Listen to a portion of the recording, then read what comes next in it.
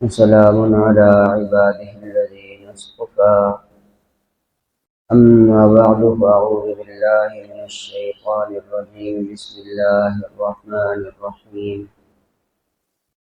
ألم تر إلى الذي حاج إبراهيم في ربه أن آتاه الله الملك سبحان ربك رب العزة عما يصفون وسلام على المرسلين والحمد لله رب العالمين اللهم صل على سيدنا محمد وعلى آل سيدنا محمد وبارك وسلم۔ اللہ رب العزت نے تفصیل کے ساتھ اپنی وحدانیت اور اپنی صفات اور اپنی توحید کو بیان فرمایا، اور اس کے بعد ارشاد فرمایا کہ دین کے معاملے میں کسی کو دین اسلام میں داخل کرنے کے لیے کسی قسم کا کوئی جبر اور سختی نہیں ہے، اس لیے کہ قد تبین الرشد من الغی، ہدایت اور گمراہی دونوں چیزیں واضح ہو چکی ہیں۔ اب جو شخص بھی طاغوت کا انکار کرے گا ویؤمن باللہ، اور اللہ پر ایمان لائے گا، وہ اللہ کے اولیاء میں شامل ہو جائے گا، اور جو اللہ معاف فرمائے شیطانوں کو اور طاغوت کو اپنا دوست بنائے گا، طاغوت کے پیچھے چلے گا، وہ شیطانوں کا دوست اولیاء طاغوت اولیاء شیطان بن جائے گا۔ تو بس اسی بات کی وضاحت کے لیے کہ دنیا کے اندر یہی نظام چل رہا ہے، کچھ لوگ اولیاء اللہ کے دوستوں میں شامل ہو رہے ہیں، اور کچھ لوگ اولیاء طاغوت شیطان کے دوستوں میں شامل ہو رہے ہیں۔ اس بات کی وضاحت کے لیے 3 واقعات بیان فرمائے۔ پہلا واقعہ نمرود کا بیان فرمایا، ابراہیم علیہ السلام کے ساتھ اس نے جھگڑا کیا تھا، کہ کل کے سبق میں گزشتہ درس میں ہم نے تفصیل کے ساتھ یہ واقعہ پڑھا کہ اللہ نے تو اسے ملک عطا فرمایا تھا، سلطنت اور حکومت عطا فرمائی تھی، حق تو یہ تھا کہ وہ اللہ کا شکر گزار بندہ بنتا، وہ اللہ کا نافرمان بن گیا، بلکہ اللہ کے وجود کا ہی منکر بن گیا۔ حضرت سیدنا ابراہیم علیہ السلام نے اس کے سامنے عقلی دلائل پیش کیے، علمی دلائل پیش کیے اور عقلی دلائل پیش کیے۔ عام طور پر جو لوگ اللہ کے منکر ہوتے ہیں، وجود باری تعالیٰ کے منکر ہوتے ہیں، ان کے سامنے عقلی دلائل ہی پیش کیے جاتے ہیں، کیونکہ وہ قرآن کو تو مانتے نہیں، حدیث کو مانتے نہیں۔ جیسے ہم نے ابھی پڑھا کہ جب ابراہیم علیہ السلام نے اس کو کہا کہ ربی الذی یحیی و یمیت، میرا رب تو وہ ہے جو موت و حیات کا مالک ہے، اسے اس بات کی سمجھ نہیں آئی، وہ اپنے خیال میں اپنے آپ کو موت و حیات کا مالک سمجھنے لگا کہ میں بھی موت و حیات کا مالک ہوں، جس کو چاہے مار دوں اور جس کو چاہے زندہ چھوڑ دوں، نہ ماروں، میرے اختیار میں، استغفر اللہ، کہ میں ہی خدا ہوں، استغفر اللہ، خدائی کا دعوے دار بن گیا۔ اصل میں وہ اللہ رب العزت کے وجود کا، خدا کی کائنات کا مالک کائنات کا منکر تھا۔ تو بس تو اس قسم کے لوگ ہر دور کے اندر پائے جاتے ہیں۔ سیدنا ابراہیم علیہ السلام نے پھر اس کو عقلی دلیل دی کہ ان اللہ یأتی بالشمس من المشرق، میرا اللہ تو وہ ہے جو سورج کو روزانہ مشرق سے طلوع کرتا ہے، فاتی بہا من المغرب، تو اس کو مغرب سے طلوع کر کے دکھا دے۔ وہی الذی کفر، تو کافر اس پر ہکا بکا مبہوت ہو کر رہ گیا، کوئی جواب اس سے نہیں بن پایا، یہ میں کیسے کر سکتا ہوں؟ اس کا مطلب تو یہی ہے کہ کرنے والی ذات کوئی اور ہے جو سب کچھ کرتی ہے، جس کا حکم سورج، چاند، ستاروں، زمین و آسمان، ساری کائنات پر چلتا ہے، لیکن اس بات کو مانا نہیں۔ تو بس استغفار۔ اسی طرح سے آج کے دور میں بھی بہت سارے لوگ ایسے ہیں جو وجود باری تعالیٰ کے منکر ہیں، اللہ کے وجود کو ہی نہیں مانتے۔ تو بس استغفار۔ خاص طور پر یہ سائنس اور ٹیکنالوجی ہے، یہ بھی ان چیزوں کو نہیں مانتے۔ بظاہر ہم تو کہتے ہیں کہ ہمارے بچے، ہمارے بچیاں تعلیم حاصل کر رہی ہیں، اعلیٰ تعلیم حاصل کر رہے ہیں یہ لوگ، لیکن حقیقت میں آپ غور کریں، دیکھیں تو سائنس بھی نعوذ باللہ اللہ کے وجود کی منکر ہے۔ کیا کہتی ہے کہ کائنات ایک مادہ تھا، پھر مادے سے چیزوں کا وجود بنا، سورج اس سورج کے ساتھ سے کوئی گزر رہا تھا تو ٹکراتے ٹکراتے بچا اور یہ کائنات وجود میں آ گئی، اس کے کچھ ٹکڑے ٹوٹ گئے اور اس سے وہ ٹھنڈے ہو گئے اور اس سے یہ زمین بن گئی، اور زمین پہ پھر ارتقائی طور کے اوپر پھر اس میں وجود پیدا ہوا، حیات پیدا ہوئی کہ پہلے نعوذ باللہ کیچوا بنا، کیڑا بنا، توبہ استغفار، پھر اس سے ترقی کر کے نعوذ باللہ چوہا بنا، پھر بلی بنا، پھر کتا بنا، پھر بندر بنا، پھر انسان بن گیا، اور آگے جا کے پتہ نہیں یہ خدا بن جائے گا یا کیا بن جائے گا۔ یہ ایسے ہی بنی ہے دنیا اور ایسے ہی ختم ہو جائے گی، نعوذ باللہ۔ نہ کوئی خدا ہے، نہ کوئی نبی ہے، نہ کوئی دین ہے، نہ کوئی اسلام ہے، نہ کوئی قوانین ہے، نہ ضابطہ حیات ہے، استغفر اللہ۔ بے دینی اور لادینی کا دور دورہ ہونے والا، استغفر اللہ۔ اس وقت بھی دنیا کے اندر کتنے لوگ ہیں جو وجود باری تعالیٰ کے منکر ہیں، ان کی زندگی کا مقصد یہی ہے کہ یہ کائنات ایک بلبلا ہے، بنا تھا اور پھٹ جائے گا، ختم ہو گیا، بس 2 دن 4 دن کی زندگی ہے، کھاؤ پیو اور موج اڑاؤ اور ختم ہو جاؤ، استغفر اللہ۔ یہ زندگی کا مقصد بنا رکھا ان لوگوں نے۔ تو اللہ رب العزت نے ایسے لوگوں کے لیے ہر دور کے اندر اپنے انبیاء علیہ السلام کو بھیجا، اور حضور نبی کریم صلی اللہ علیہ وسلم پر نبوت کا سلسلہ ختم ہوا، حضور خاتم النبیین ہیں، ختم نبوت کے صدقے اللہ نے یہ کام امت کو عطا فرمایا، امت کے علماء کو انبیاء والے علوم نصیب فرمائے۔ حضور صلی اللہ علیہ وسلم فرمایا العلماء ورثۃ الانبیاء، علماء انبیاء علیہ السلام کے وارث ہیں۔ اللہ اکبر کبیرہ۔ تو ہر دور کے اندر اس قسم کے لوگ تھے، اور ان لوگوں کے لیے اللہ نے لکل فرعون موسیٰ، ہر دور کے اندر فرعون تھا، اس کے مقابلے میں اللہ نے موسیٰ علیہ السلام کو بھیجا، جو اس کو لاجواب اور ناکام کر کے اللہ نے دکھا دی کہ جو اولیاء اللہ ہوں گے وہ کامیاب ہوں گے، جو اولیاء طاغوت شیطان کے پیچھے پڑیں گے، شیطان کے مکر و فریب میں آ کر اللہ کے نافرمان بنیں گے، وہ ناکام ہوں گے۔ تو بس تو ہر دور کے اندر یہ سلسلہ چلا آیا اور چلتا چلا جائے گا۔ حضرت سیدنا تو ہمارے اکابرین نے بھی اس سلسلے میں عقلی دلائل بھی دیے۔ آج کے دور میں بھی عقلی دلائل چلتے ہیں، لوگ قرآن کو نہیں مانتے، حدیث کو نہیں مانتے، وہ کہتے ہیں ایسی بات بتاؤ جو ہماری عقل میں آئے۔ عقل کے بندے ہوتے ہیں تو بس استغفار، اللہ کے بندے نہیں بنتے، عقل کے پیچھے چلنے والے ہوتے ہیں۔ تو اسی طرح سے علماء کرام نے ہر زمانے میں اپنے اپنے دور کے اندر، ائمہ مجتہدین نے بھی مختلف انداز سے ان باتوں کے جوابات دیے ہیں، وجود باری تعالیٰ پر مختلف دلائل دیے۔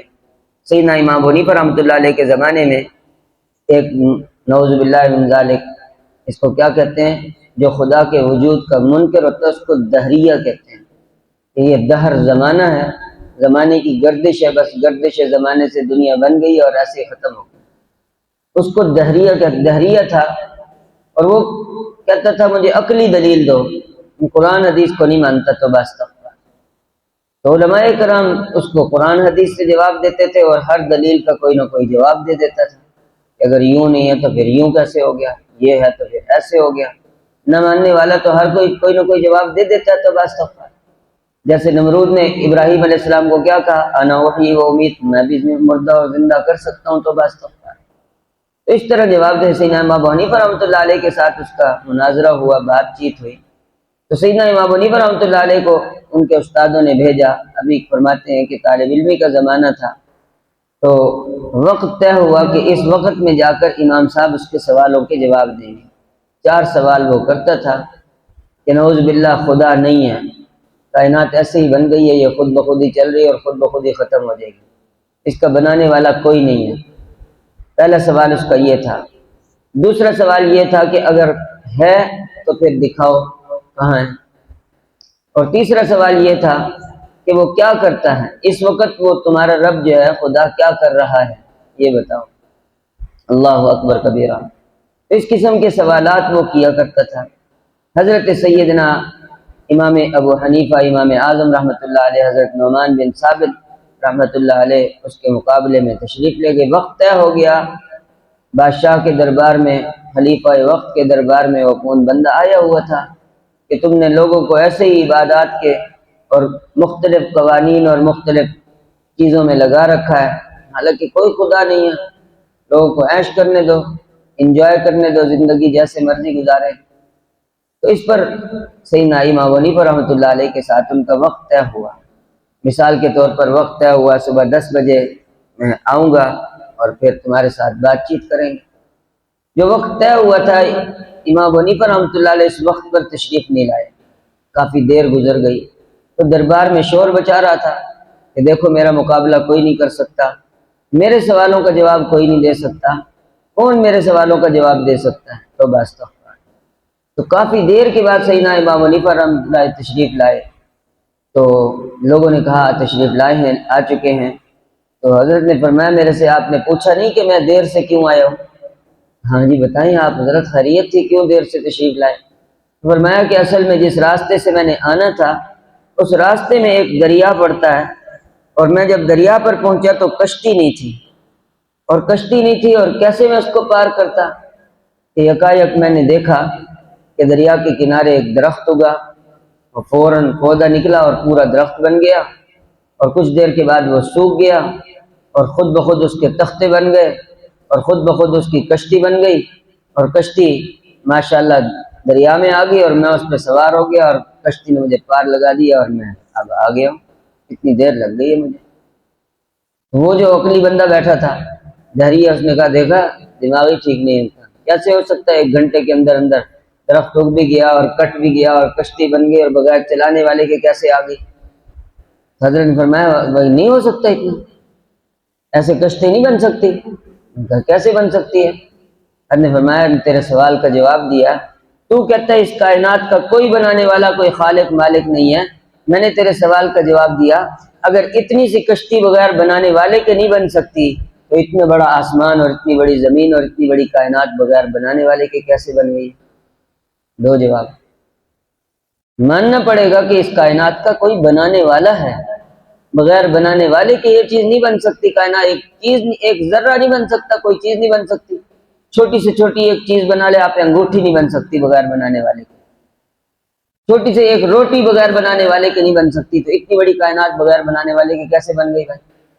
اللہ اکبر کبیرہ. لاجواب ہو گیا. کہنے لگا اچھا آپ نے میرے سوال کا جواب دیا ہے، ٹھیک ہے مان لیتا ہوں کائنات کا بنانے والا ہے، لیکن یہ بتاؤ کہ وہ ہے، اگر ہے تو دکھاؤ مجھے. تو ایسے ہی نہ، اس کے بھی بہت سارے جوابات دیے جا سکتے ہیں. امام ابو حنیفہ رحمۃ اللہ اس زمانے کے اندر فرمایا کہ اس وقت گرمی لگ رہی ہے مجھے. بادشاہ نے فوراً حکم دیا کہ امام صاحب کو ہوا دو. فرمایا کہ ہوا دے رہے ہیں. کہا مجھے گرمی لگ رہی ہے. لیکن جی آپ کو ہوا لگ رہی ہے. ہوا لگ رہی ہے؟ آپ کو ہوا لگ رہی ہے؟ تو دریا سے پوچھا آپ کو بھی ہوا لگ رہی ہے؟ ان کا بالکل لگ رہی ہے. کہا دکھاؤ. کہ آپ کو ہوا لگ رہی ہے، نظر آتی؟ دکھا تو نہیں سکتے نا. تو کہو ہوا نہیں لگ رہی. کیا مطلب ہے کہ جو چیز نظر نہیں آتی ہم اس کے وجود کا انکار کر دیں کہ وہ نہیں ہے؟ سائنس کہتی ہے فرشتے نہیں ہیں کیونکہ نظر نہیں آتے. بھائی بہت ساری چیزیں ہیں جو نظر نہیں آتی لیکن ہوتی ہیں. انسان کو بھوک لگتی ہے لیکن نظر نہیں آتی، پیاس لگتی ہے نظر نہیں آتی، دکھ درد تکلیف ہوتی ہے، غم ہوتا ہے، خوشی ہوتی ہے، نظر آتی ہے. کہ آج میں بڑا خوش ہوں، کا دکھاؤ. آج میں بڑا پریشان ہوں، دکھاؤ. پریشانی دکھائی جا سکتی ہے بندے کو. بہت ساری چیزیں نظر نہیں آتی. اس کا مطلب یہ نہیں ہے کہ جو چیز نظر نہیں آتی تو اس کا وجود ہی نہیں ہوتا. یہ تو ہماری آنکھوں کا قصور ہے کہ اللہ رب العزت کی ذات ہمیں نظر نہیں آتی. ہماری آنکھیں ہیں جو سورج کو نہیں دیکھ سکتی ہیں، سورج کو بنانے والے خالق کو کیسے دیکھ سکتی؟ میری آنکھوں کا قصور ہے نا. اس کا یہ مطلب تھوڑی ہے کہ نعوذ باللہ خدا ہی نہیں ہے، استغفر اللہ. ہم نے کہا اچھا تو میں دوسرے سوال کا جواب بھی دے دیا. یہ بتاؤ کہ جو خدا مان لیا ہے نظر نہیں آتا، لیکن اس کا منہ کدھر ہے؟ جب ہم اس کی عبادت کریں گے، اس سے دعا مانگیں گے تو کدھر منہ کر کے نماز پڑھے، کدھر منہ کر کے دعا مانگیں، کدھر منہ کر کے اس سے مانگیں؟ تو اس کا منہ کدھر ہے؟ منہ تو نظر نہیں آتا.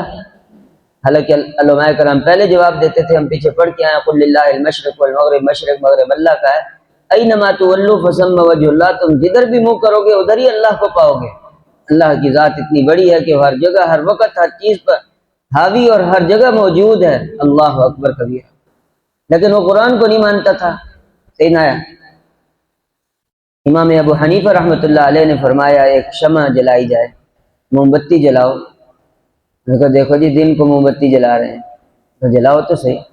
میں جلائی تو حضرت نے پوچھا اس سے جا کر پوچھو کہ اس کا منہ کدھر ہے. بتاؤ بھائی موم بتی کا منہ کدھر ہے؟ روشنی اس کا ایک طرف ہوتی ہے کیا؟ تو چاروں طرف ہے۔ فرمایا جی ہاں، ہمارے رب پروردگار کی جہت بھی کوئی جہتوں کا محتاج نہیں، وہ بھی ہر وقت ہر جگہ، اس کا نور بھی ہر جگہ روشن اور منور ہے۔ جہاں جاؤ رب کے انوارات اور رب کی تجلیات اور رب کی قدرتیں اور رب کی صفات تمہیں ہر طرف نظر آئیں گی۔ سبحان اللہ۔ فرمایا وہ بھی ہر وقت ہر جگہ پر موجود ہے۔ اللہ نور السماوات والارض، اللہ کے نور سے سارا آسمان و زمین روشن ہے، سارا جہان روشن ہے۔ تم جہاں بھی جاؤ گے وہیں اللہ کو پاؤ گے۔ اللہ بھی ہر وقت ہر طرف موجود ہے، وہ مشرق اور مغرب اور شمال اور جنوب اور اوپر اور نیچے کا محتاج، یہ سب چیزیں اس کی محتاج ہیں، اس کی مخلوق ہیں، وہ کسی چیز کا محتاج نہیں۔ اچھا انہوں نے کہا یہ بتاؤ، آخری سوال کا جواب نہیں دے سکتے کہ نعوذ باللہ اس وقت اللہ کیا کر رہا ہے؟ اس کا جواب کہا کہ سیدنا ابراہیم امام ابو حنیفہ رحمۃ اللہ فرمایا دیکھو بھائی، اصول یہ ہوتا ہے کہ جو بندہ سوال کر رہا ہوتا ہے وہ شاگرد ہوتا ہے اور جواب دینے والا استاد ہوتا ہے۔ تو تم اوپر بیٹھے ہوئے ہو اور میں یہاں آگے کھڑا ہوں، مجھے کسی نے بٹھایا ہی نہیں اور تمہارے سوالوں کا جواب دے رہا ہوں، میں تمہارا استاد ہوں۔ حق یہ ہے کہ میں کرسی پہ بیٹھوں اور تم نیچے ہو کے سوال کرو، پھر میں اس سوال کا جواب دوں۔ انہوں نے کہا ہاں ٹھیک ہے، لوگوں نے بھی کہا بھائی صحیح ہے، نیچے اترنا چاہیے اس کو۔ انہوں نے اس کو نیچے اتار دیا، امام صاحب کو اوپر بٹھا دیا۔ امام صاحب جا کے آرام سے بیٹھ گئے، کہنے لگے میرے سوال کا جواب پر۔ میں سوال کا جواب دے تو دیا۔ کیسے جواب دے دیا؟ کیا سوال تھا؟ سوال تھا اس وقت تمہارا رب کیا کر رہا ہے؟ فرمایا اس وقت میرے رب نے یہ کام کیا کہ تیرے جیسے بندے کو اٹھا کے جوتوں والی جگہ پہ کھڑا کر دیا اور مجھ جیسے طالب علم کو اٹھا کے خلیفہ کے ساتھ بٹھا دیا۔ وَتُعِزُّ مَن تَشَاءُ وَتُذِلُّ مَن تَشَاءُ، جس کو چاہتا ہے عزتیں عطا فرماتا ہے، جس کو چاہتا ہے ذلیل کر دیتا ہے۔ اس وقت میرے رب نے یہ کام کیا۔ اللہ اکبر کبیرہ۔ تو اس طرح سے ہمارے علماء، ہمارے اکابر عقلی طور پر بھی دلائل دیتے ہیں، عقلی دلائل بھی بندوں کو آنے چاہیے۔ وجود خدا کے وجود کے منکر ہیں، ان لوگوں کو اس قسم کے جوابات بھی دیے جاتے ہیں۔ ہمارے اکابر ہر زمانے کے لوگ ہر طرح سے ان کو جواب دیتے ہیں۔ اللہ عزت مجھے اور آپ کو، ہم سب کو اپنے اکابر کے ساتھ نتھی رہنے کی، اپنے بزرگوں کے ساتھ نتھی رہنے کی توفیق عطا فرمائے اور اولیاء اللہ میں شامل فرمائے، اولیاء شیطان سے اللہ ہماری حفاظت فرمائے۔ آمین۔ وآخر دعوانا الحمدللہ رب العالمین۔